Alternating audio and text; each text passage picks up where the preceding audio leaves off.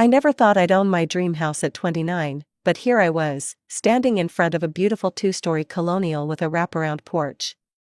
My name is Robin Mitchell, and I've worked my ass off to get here. After 5 years as an investment manager at Sterling and Associates, I finally had enough saved up for a substantial down payment. "This is it, Derek," I said to my husband, squeezing his hand as we stood in the driveway. "What do you think?" Derek smiled, his brown eyes crinkling at the corners. "It's perfect, babe, you did good." That's one of the things I loved about Derek. He was always supportive of my career and never seemed threatened by my success. When I told him I wanted to buy the house with my own money and put it in my name, he didn't even flinch. "You earned it," he said simply. "Besides, I'm saving up for our future kids' college funds. We're a team, right?" I remember hugging him tight that day, thinking how lucky I was to have such an understanding partner. Most guys I knew would have thrown a fit about their wife buying a house, but not Derek. He worked as a high school teacher, and while his salary wasn't anywhere near what I made, he never complained or acted jealous. The day we moved in, I couldn't stop smiling. The house was everything I'd dreamed of: 4 bedrooms, 3 bathrooms, a gourmet kitchen, and a backyard perfect for future barbecues and kids' birthday parties. I'd made sure to put down enough money so the monthly mortgage payments wouldn't strain us too much. Being an investment manager had taught me the importance of living within our means. "You know what we should do," Derek said as we unpacked boxes in the kitchen. "We should have dinner with my parents this weekend. They'll want to see pictures of the house." "That's a great idea," I agreed, unwrapping our wedding china. "We should visit my family too." That evening, as Derek and I sat on our new porch swing watching the sunset, everything seemed perfect. We talked about our plans for the house, how we'd decorate each room, where we'd plant a garden in the spring, which bedroom would become the nursery when we started our family. Later that night, as I lay in bed listening to Derek's steady breathing beside me, I felt completely at peace. I'd achieved my dream of owning a beautiful home, I had a loving husband, and our future seemed bright with possibility. I drifted off to sleep, thinking about how perfect everything was. That first dinner with Derek's parents was supposed to be a simple celebration of our new home. Martha and George had always been kind to me, treating me like their own daughter since Derek and I started dating 5 years ago. They lived in a modest ranch-style house across town, and Martha had prepared her famous pot roast for the occasion. "So, tell us all about the house," Martha exclaimed as she passed the mashed potatoes. Her gray hair was pulled back in its usual neat bun, her eyes sparkling with excitement. I opened my mouth to answer, but Derek beat me to it. "Actually, I wanted to surprise you guys," he said, his voice filled with pride. "I bought us this amazing house. 4 bedrooms, beautiful backyard, you're going to love it when you see it." I nearly choked on my water.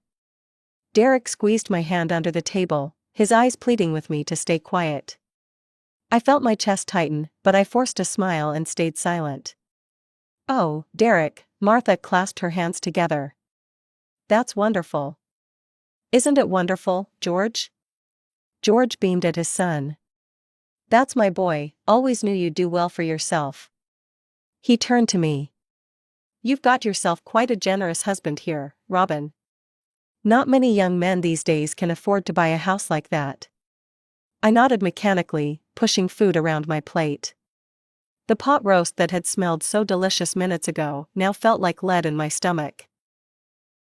The rest of dinner passed in a blur of lies, Derek describing how he'd saved up for the down payment, his parents praising his financial responsibility, and me sitting there feeling like I was in some bizarre alternate reality.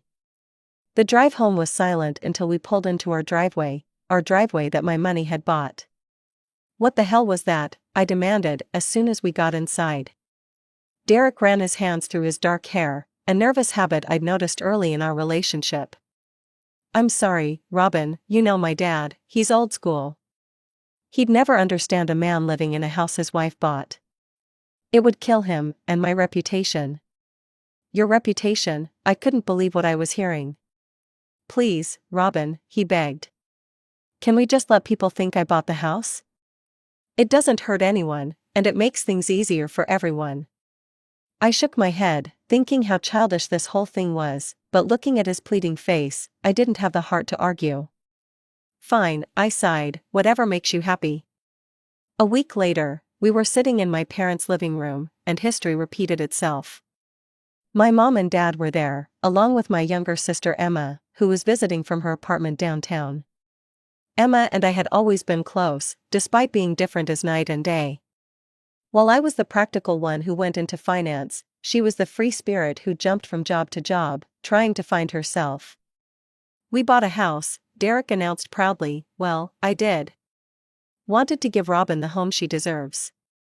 I watched my family's reactions like I was watching a movie. Mom and Dad were beaming, congratulating Derek on his success. But it was Emma's face that caught my attention. She smiled and offered her congratulations, but I knew my sister too well to miss the flash of jealousy in her eyes. She'd always wanted the perfect house, the perfect life, and here I was, living her dream, or so she thought. 2 weeks after the family dinners, I threw a housewarming party. I'd spent days preparing everything, setting up the new furniture, hanging artwork, and making sure every room looked perfect. The house was filled with the smell of appetizers and the sound of laughter as our friends and family arrived. "Let me give you the grand tour," Derek announced to the group, puffing out his chest like a proud peacock. "Wait until you see what I picked out for the master bathroom." I almost snorted into my wine glass. The master bathroom he was so proud of? I'd chosen every tile, every fixture, and even that fancy rainfall showerhead he loved so much. But there he was, leading our guests from room to room, talking about his vision for the house and how hard he'd worked to afford it all. The party was a success, and life settled into a comfortable routine. Derek and I both worked during the day, came home to our beautiful house in the evening, and spent weekends making it more and more like home. Everything was perfect, until exactly 6 months after the housewarming party. I was enjoying a quiet Sunday afternoon when the doorbell rang. I opened it to find Emma standing there, her mascara running down her cheeks and her shoulders shaking with sobs. "Emma, what's wrong?" I pulled her inside, genuinely concerned. My sister wasn't the type to cry easily. "They cut my hours at work," she choked out, collapsing onto our couch.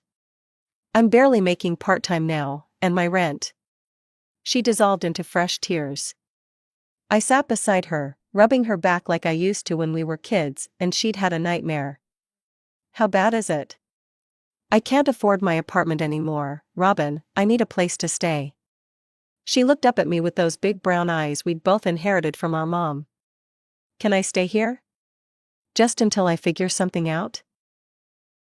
I hesitated. "What about Mom and Dad's place? They have that spare room." "Their house is on the other side of town," Emma protested, wiping her eyes. "It would take me forever to get to work from there." "Your place is perfect, it's close to everything, and you have all these empty bedrooms." "I don't know, Emma, let me think about it." She nodded reluctantly, and I promised to call her later. Not 10 minutes after she left, my phone rang. It was Mom. "Robin, your sister just called me crying," she said without preamble. "You have to let her stay with you. She's family." That evening, I discussed it with Derek over dinner. "Emma needs a place to stay," I explained, pushing my pasta around my plate. "She's in a tough spot with work, and she should stay with us," Derek said immediately. "We have the room, and she's family. It'll be fun having her around." I looked at him in surprise. Derek had always gotten along well with Emma, but I hadn't expected him to be so enthusiastic about having a houseguest. A few days later, Emma moved in. I helped her set up in one of the spare bedrooms, the one with the best morning light that I'd been planning to turn into a home office. The first few weeks weren't bad at all. In fact, they were surprisingly pleasant. I'd come home from a long day at the investment firm to find dinner on the table, not just takeout or simple pasta, but real, home-cooked meals. The house was spotless, laundry was always done, and Emma seemed genuinely happy to help. But then things started to change. It was subtle at first, so subtle that I wondered if I was imagining it. Here's your coffee, Derek, Emma would say at breakfast, setting down his mug with a flourish. Black with just a hint of sugar, exactly how you like it. Robin always makes it too sweet, doesn't she? Or she'd be folding laundry and comment, I noticed your shirts were always wrinkled before, Derek. A little extra care makes such a difference, don't you think? I tried to ignore it, but the constant comparisons were getting under my skin. One evening, after a particularly pointed comment about how she'd finally gotten the kitchen properly organized, I pulled her aside. Emma, can we talk? I asked, trying to keep my voice level. These comments you're making. She looked at me with wide, innocent eyes. What comments? About being a better hostess, about how much better the house is since you moved in. Emma laughed, waving her hand dismissively. Oh my God, Robin, you're being so sensitive. I'm just joking around. Don't tell me you're jealous of your little sister doing some housework? But it wasn't just the comments. 2 weeks later, I came home from work to find Emma in the kitchen wearing what could barely be called clothing, a sheer tank top and tiny shorts that left little to the imagination. Derek was sitting at the counter, ostensibly working on his laptop, but his eyes kept drifting up. Emma, I hissed, pulling her into the hallway. What are you wearing? It's hot in here, she protested, but her smirk said otherwise. Go change, now. She rolled her eyes but complied, switching into her regular loungewear. Later that night, as Derek and I were getting ready for bed, he brought it up. Don't you think you were a bit harsh with Emma earlier? He asked, climbing into bed.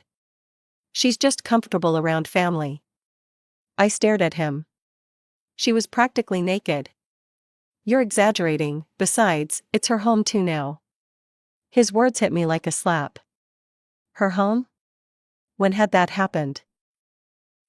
The next morning, I confronted Emma over breakfast. Have you started looking for apartments yet? I asked directly. Her face crumpled immediately. Robin, I'm trying, but I can barely save anything with my reduced hours. Everything's so expensive. She doesn't have to move, Derek interrupted, not looking up from his phone. We've got plenty of room, and it's nice having her here. The three of us work well together. I looked between my husband and my sister, him casually defending her presence in my house, her with that subtle smile playing at the corners of her mouth, and felt a chill run down my spine. The Anderson deal was huge, potentially the biggest investment contract of my career. When my boss told me I needed to fly to Phoenix to meet with them personally, I knew it was important to nail this. I'll be gone for 3 days, I told Derek and Emma over dinner the night before my flight. The negotiations might take a while. The meetings in Phoenix went better than I could have imagined. Mr. Anderson was impressed with my presentation and agreed to all our terms without the usual back and forth I'd expected. By the end of the second day, we were signing papers. You've got quite a future ahead of you, Mrs. Mitchell, he said as we shook hands. Sterling and Associates is lucky to have you. I called the airline and managed to get an earlier flight home. Wouldn't Derek be proud? This deal would mean a significant bonus, maybe enough to pay off a big chunk of the mortgage early. The taxi dropped me off at our house around 8 p.m. The lights were on upstairs, and I could see Derek's car in the driveway. I smiled, thinking about surprising them with the good news.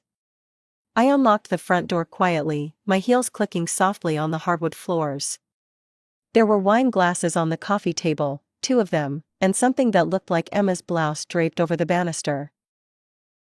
My stomach lurched as I climbed the stairs. I could hear music playing faintly from our bedroom, and soft voices. I pushed open the door. Time seemed to stop. The scene before me burned itself into my brain, Derek and Emma in our bed, tangled in the sheets I'd picked out when we first moved in. They didn't notice me at first, too wrapped up in each other. Then Emma saw me and smiled. Actually smiled. Robin, Derek scrambled to cover himself. This isn't. I can explain.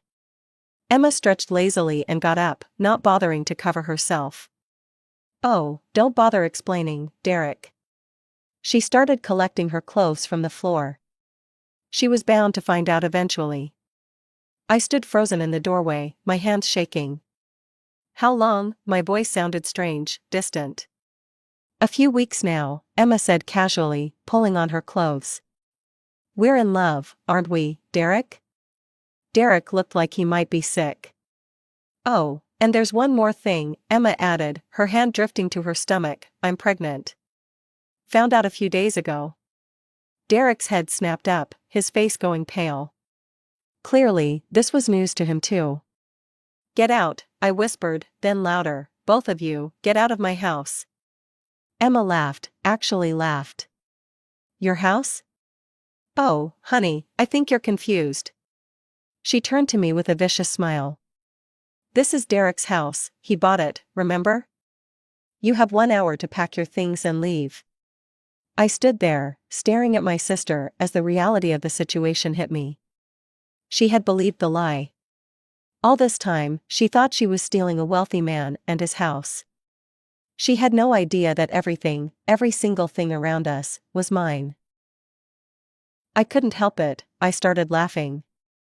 The sound bubbled up from somewhere deep inside me, slightly hysterical, but unstoppable. Emma's face twisted in confusion. What's so funny? You're being kicked out of your home and you're laughing? I wiped tears from my eyes, still chuckling. Oh, Emma, sweet, delusional Emma. This house? The one you think you're going to live in with my cheating husband? It's mine. Every brick, every tile, every piece of furniture, I bought it all. You're lying, Emma spat, but I could see uncertainty creeping into her eyes. The Mercedes Derek drives? Also mine. I bought it last year because he said his old car wasn't professional enough for a teacher. I turned to Derek. Tell her the truth. Derek seemed to shrink under Emma's fierce gaze. It's true, he mumbled, staring at the floor. Everything belongs to Robin. I just told everyone I bought it because I wanted to look successful. The color drained from Emma's face. She grabbed one of our decorative pillows, the ones I'd spent hours picking out, and started hitting Derek with it. You liar. You pathetic, worthless liar.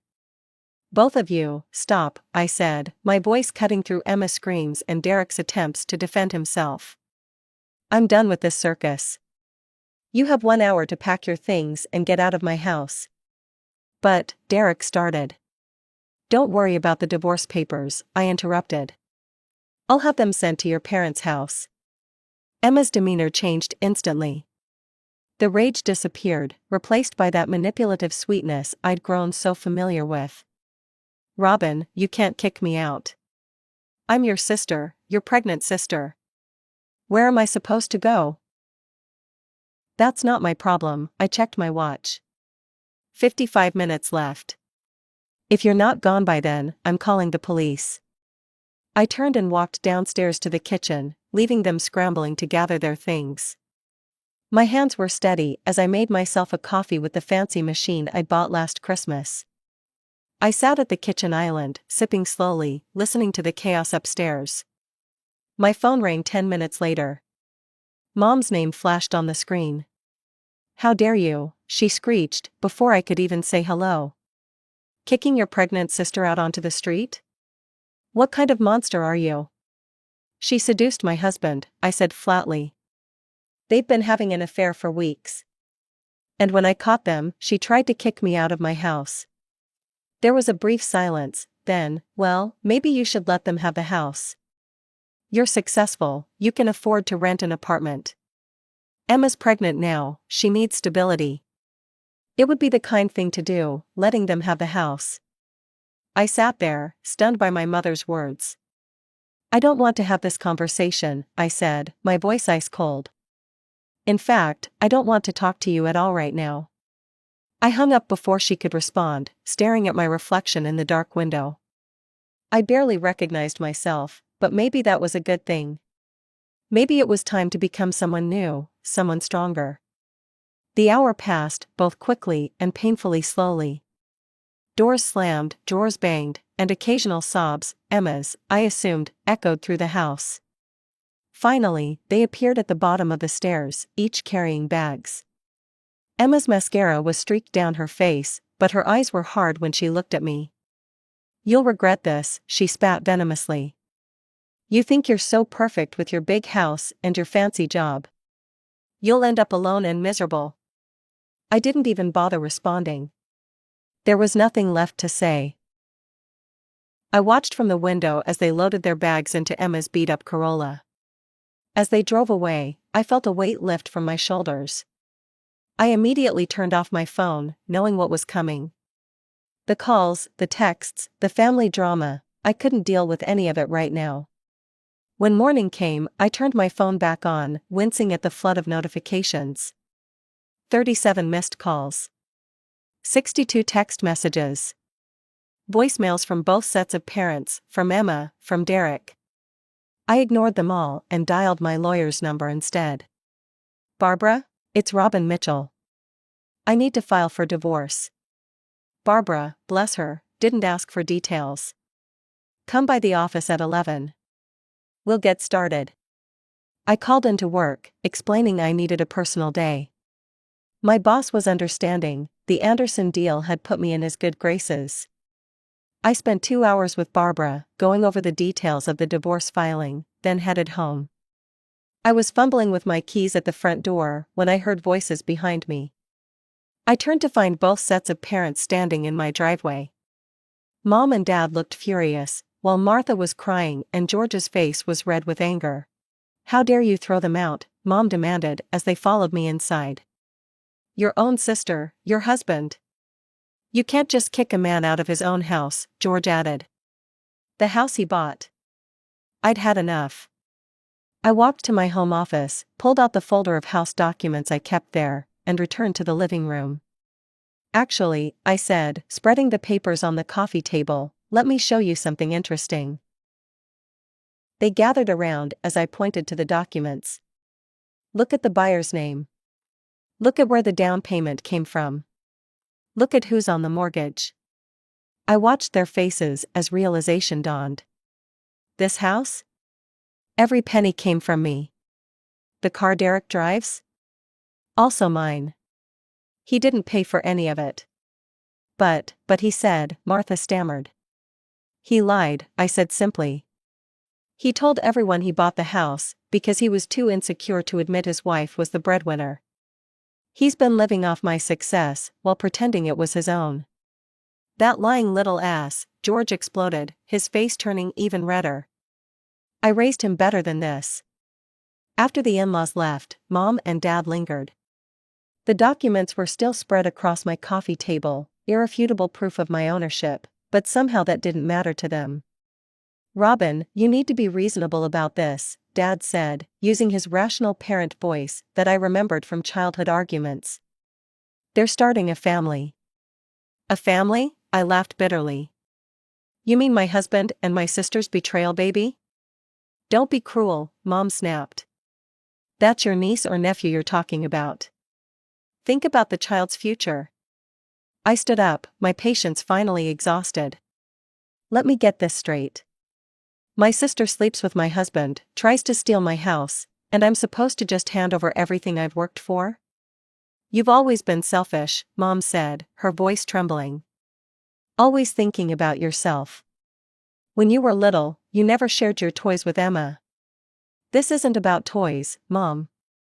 This is my life, my home, my marriage they destroyed." "If you don't help your sister," Dad interjected, "if you don't share what you have, we'll have no choice but to cut ties with you." I walked to the front door and opened it. "Get out." They left, Mom's final words ringing in my ears, "You'll regret this. Your own family." I slammed the door so hard the windows rattled. The divorce proceedings were surprisingly quick. Despite Emma's constant pushing, I heard through mutual friends, Derek never tried to claim any of the property. He knew better. He'd seen all the paperwork, knew every asset was in my name. Fighting would just waste money he didn't have on lawyer fees he couldn't afford. I threw myself into work, taking on more clients, closing bigger deals. The Anderson contract was just the beginning. I redecorated the house, erasing every trace of them. New furniture, new paint, new everything. The master bedroom where I'd found them became my home office. I couldn't sleep there anyway. Through social media, before I blocked them all, I watched their story unfold like a bad soap opera. They got married in a small ceremony at my parents' house. Emma posted endless updates about her pregnancy, playing the role of glowing mother-to-be. She never missed a chance to paint herself as the victim, dropping comments about toxic family members and selfish sisters who abandoned their pregnant siblings. The latest update, shared by a colleague who still followed her, showed her and Derek squeezed into my old childhood bedroom at our parents' house. The caption read, "Making the best of things, while cruel people live in luxury. But we have love, and that's what matters." I closed the tab without reading the comments. Let them play happy family in their borrowed bedroom. Let my parents coddle them and pretend their precious Emma did nothing wrong. Let them all live in their bubble of delusion.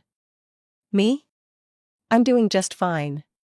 The house is peaceful now, filled with only my things, my choices, my life. Sometimes silence is better than toxic company, and sometimes the family you're born into isn't the family you need to keep.